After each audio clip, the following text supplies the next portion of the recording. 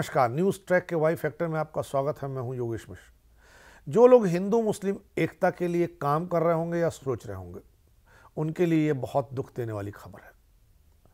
उनके लिए खबर और दुख देने वाली है जो लोग मानते हो कि भारत में अनेकता में एकता है और हिंदू और मुसलमानों के बीच कोई रिश्ता कभी बन पाएगा। जो लोग ये मानते होंगे कि सेकुलरिज्म अपने असली अर्थ और प्रासंगिकता में देश में कभी कायम हो पाएगा, उनके लिए भी बहुत दुख देने वाली खबर है। यह खबर और परेशान करने वाली इसलिए है कि नए साल के ठीक आसपास की खबर है। इस खबर ने नए साल में दिल को नाशाद कर दिया, मन को मायूस कर दिया, 9 वर्ष की पूरी खुशी तिरोहित कर दी। खबर थी देवबंद की और खबर में इतनी है कि 22 वर्षीय युवा कृषक एहसान से उसके बचपन के मित्रों ने अपना नाता तोड़ दिया। मिल्लत से भी हत्या की धमकी 22 साल के इस एहसान को मिल रही है। उसे डर है कि बिरादरी और जिंदगी से भी कट जाना होगा। आफत इतनी बढ़ी कि उसके लिए एक सशस्त्र सुरक्षा गार्ड तैनात करना पड़ा। उसके चाचा, मामा, फुआ सब ने उसका बहिष्कार कर दिया। एहसान अब घर से नहीं निकल पा रहा है। ऐसे में यह जानना जरूरी है कि एहसान का अपराध क्या था, इस मुस्लिम युवा की गलती क्या थी। बीते साल 2 दिसंबर 2021 को वह नरेंद्र मोदी और अमित शाह की एक जनसभा में गया था। वहां भीड़ नारे लगा रही थी। उसी रौ में, उसी जुनून में एहसान भी भीड़ की आवाज से जुड़ गया।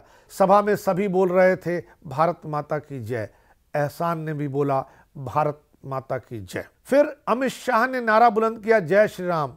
एहसान ने अमित शाह और वहां खड़े लोगों के जय श्री राम के नारे के दोहराने में भी आवाज अपनी मिला दी। वहीं किसी ने मोबाइल पर एहसान का वीडियो क्लिप रिकॉर्ड कर लिया, उसे वायरल कर दिया और उस वायरल करने के बाद से एहसान की दुश्वारियां शुरू हो गई। बस मात्र जय बोलने से अकीदतमंद कैसे काफिर हो सकता है? क्या पुराना मजहब इतना निशक्त है? इस वाक्य पर तार्किक आस्थावान को आक्रोश आना स्वाभाविक है। कई गोष्ठियों में हम हिंदू लोग उच्चारित करते हैं ला इलाही इल्ला अल्लाह, कलमा की केवल प्रथम लाइन। यही भाव भी है एको देवः सर्वभूतेषु गूढ़ः, अर्थात एकम सद्विप्रः बहुधा वदंती। बापू सिखाते थे ईश्वर अल्लाह तेरे नाम सबको सम्मति दे भगवान। कोई भी बहुलतावादी हिंदू अपने अवतारों को नकार नहीं सकता। वे सब अधिकता में हैं, विविध हैं।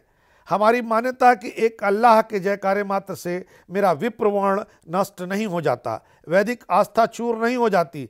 इसी बिंदु पर एक बार गुलाम नबी आजाद ने टिप्पणी की थी कि तुम्हारे 33 करोड़ देवता तो भारत की हालत सुधार नहीं पाए, तो राजीव गांधी कैसे सुधार पाएंगे। आपने देखा होगा कि हिंदू किसी भी मस्जिद और मजार पर माथा नवाने में संकोच नहीं करता है।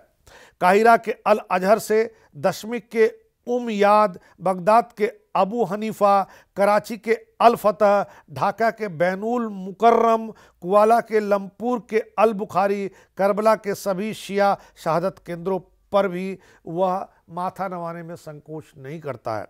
इसी परवरिश में याद कर लें कि रिटायर्ड मुख्य चुनाव आयुक्त सैयद याकूब कुरैशी तथा 10 वर्ष तक ठाठ से सरकारी पद का लुत्फ उठाने वाले जनाब मियां मोहम्मद हामिद अंसारी उपराष्ट्रपति सरीखे चीखते हैं कि भाजपा शासित राज्यों में मुसलमान असुरक्षित है।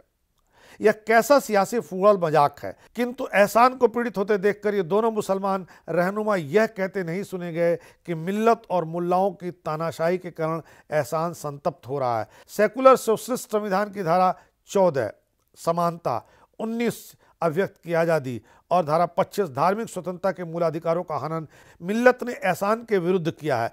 कैसे धर्म के जोर पर मिल्लत एक व्यक्ति पर अपनी पसंद थोप सकती है। आज एहसान की जद्दोजहद भारत की आत्मा की मुक्ति हेतु संघर्ष है। इकबाल के अल्फाजों में इमामे हिंद श्री राम का यह जयकारा क्यों नहीं कर सकता? यह सवाल बुनियादी है। आज़ाद पंथ निरपेक्ष भारत में दोबारा पाकिस्तानी जैसे तत्वों को उभरने देना राष्ट्रघातक है।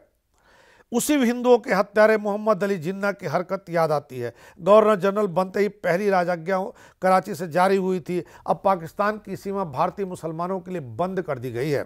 तो फिर मजलूमों को उनके मुस्लिम लीग ने खिलौना क्यों बनाया? जिन्ना से एक रिपोर्टर ने पूछा कि आखिर आप हिंदू मुसलमान को तोड़कर अलग पाकिस्तान क्यों बनाना चाहते हैं? जिन्ना का संक्षिप्त सा उत्तर था, ये हिंदू लोग गोमांस नहीं खाने देते, हमसे हाथ मिलाकर फिर साबुन से हथेली धोते हैं। दारुल इस्लाम में ऐसा नहीं होगा। आप सोचिए, दारुल इस्लाम में कहाँ लिखा है और क्यों होना चाहिए? 22 साल का एहसान अगर भारत माता की जय बोल दे तो आपका इस्लाम, किसी का इस्लाम खतरे में नजर आने लगे।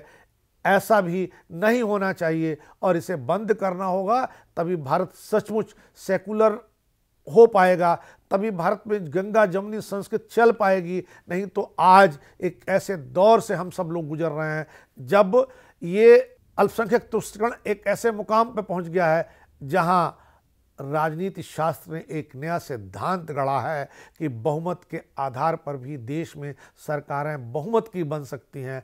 अब समय है और समय की मांग है कि हिंदू और मुसलमान बराबर के बने, कोई एक दूसरे से ऊपर नीचे अपने को ना देखे।